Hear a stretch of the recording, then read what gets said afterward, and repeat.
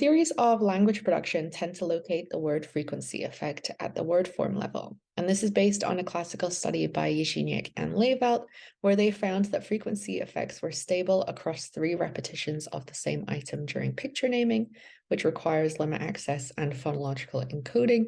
But this frequency effect was not stable during a gender decision task, which requires lemma access only.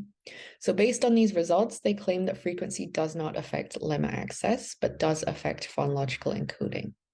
However, other studies have found unstable frequency effects with repetition, and there is also some evidence for frequency effects at other stages of language production. So in this study, we used a 3-session picture naming experiment to further test how word frequency effects are affected by repetition. So in session 1, participants named high and low frequency pictures 6 times during the experiment. And we found that participants were faster to name high frequency pictures, which is your orange bar, than low frequency pictures, which is your green bar. But importantly, this frequency effect occurred only the first time the picture was presented. So there was no frequency effect on the following 5 presentations of the picture. And this suggests that the frequency effect disappeared after a single repetition.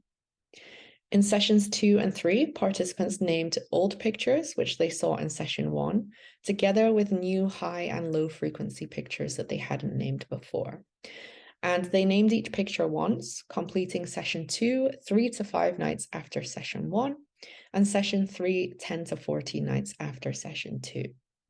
And in both sessions, we found a frequency effect for the new pictures, which I've highlighted in green here, but not for the old pictures, suggesting that the frequency effect was still absent more than 2 weeks after the original training session.